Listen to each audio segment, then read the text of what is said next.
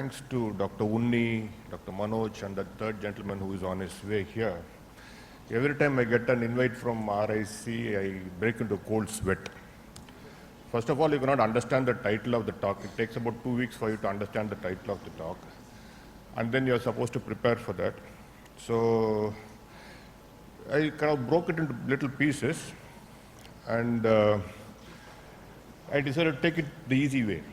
So when a patient walks in with CSR into my clinic, what I would do is what I decided I will do. So sticking my neck out, lamb to slaughter, and let's see what we do. Easier done is like, I don't do micropulse, so I'm not going to talk about micropulse. I'm sure the panel here will help me out with this. Let's look at 6 clinical situations in the next 5 minutes and what I would be doing. So the 30-year-old patient who is an IT professional comes with decreased vision. What he has obviously is a central serous retinopathy. So one investigation which I do in all the patients with central serous retinopathy now is the OCT. It does give the OCT as well as the color photograph. So how does it help? It may tell us where it is leaking from. There could be a subfoveal PED. Then you know that this patient is not fit enough for laser photocoagulation. But then instead of calling the patient about a month or 6 weeks later, I would call them probably a couple of weeks later. So you see the fluid going down, then you know that this patient is going to do well. The fluid is not going down or getting worse, then there's no need to wait. We can probably intervene earlier. So OCT does help us to show if the patient is going to get better or not. So another patient who is 35-year-old, but then instead of the fluid going down, the fluid increased. So what would I do next?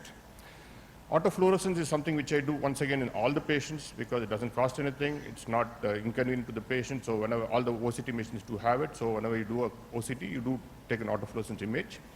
Autofluorescence can show us where it is leaking from. It's a hypoautofluorescent spot. But then is it good enough to treat? Probably not, because here you see 3 different areas of hypoautofluorescence. You don't know which is leaking. So in a patient where the CSR is not resolving, next step is to do go back to your old wife, fundus fluorescein angiogram, which will show where it is leaking from, and if it is something which is amenable to laser photocoagulation. Here, of course, it is away from the fovea. You can very well do laser photocoagulation, and that's what we did, and patient got better. Then here is a 40-year-old patient with CSC, and possibly more than 6 weeks, and you guys see something like shaggy photoreceptors.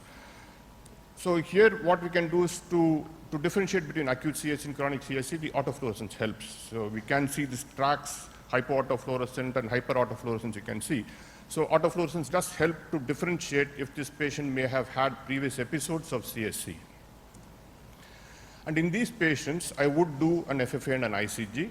Here we can see a subfoveal leak. This is the FFA and like it shows a subfoveal leak.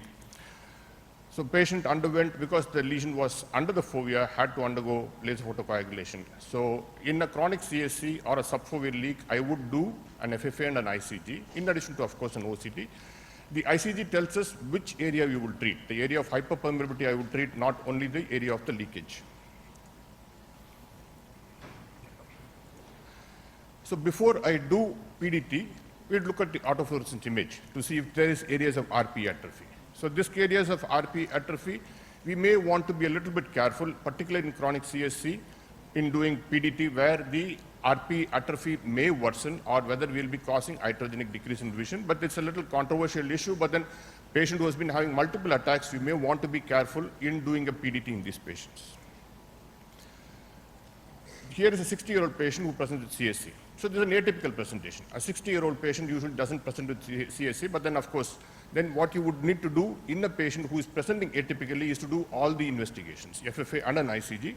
And this patient did undergo ICG and found out that patient had a PC which was mimicking like CSC. So this is something which you would want to rule out. So atypical presentation is another indication where you would want to do both types of angiogram. Here's a 5th situation. A 46-year-old underwent photodynamic therapy for CSC. So nowadays what I look for is the presence of pachychoroid. So if there is a pachychoroid, whenever I image this patient on OCT, I would do an OCTA as well. So if I do an OCTA, yes, Dr. Mahesh was fighting with Dr. Srinivas Joshi about this to see if there is a pachychoroid neovasculopathy. Any patient with pachychoroid, an OCTA will be done. So in this situation, in these last two situations, that is PCV and chronic CSC with CNVM, where you don't know what is leaking, what is causing the fluid, is when I would use anti-VEGF. So this is how the treatment varies based on what the investigations I do. The last situation, a 55-year-old gentleman presented with central serous retinopathy diagnosed elsewhere, had a little bit of fluid, and when he came back, about a month later, the fluid had increased. So I put the patient on eplerenone, and following which, 2 weeks later, the fluid decreased. So eplerenone has been used in acute CSC, chronic CSC with bullous RD.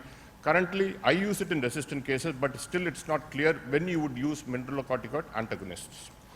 There are a couple of recent articles which show that like when you can use and when it will work. If you do OCTA and ICG, the ICG shows hotspots. These patients respond to eplerenone. In contrast, if there is a CNVM, the eplerenone doesn't work. And again, the last one is the ODR, that is the optical density ratio. So compare the optical density ratio of the vitreous between the subretinal fluid with the vitreous. If the optical density ratio is lesser, these patients tend to respond better to eplerenone in contrast to those who don't. So to summarize, FFA to tell us if laser photocoagulation will work or not, or whether it's required or not. ICG to tell us whether the patient will respond to PDT, anti-VEGF or MR antagonists, OCTA, PDT or anti-VEGF which to be used, FFA, PDT yes or no, sorry, FAF, that is autofluorescence, that is a kind of relative indication. And I'm sure this is going to be the response to my talk. Like a flea-laden dog, I'm sure RIC is not going to have me here next time. Thank you very much.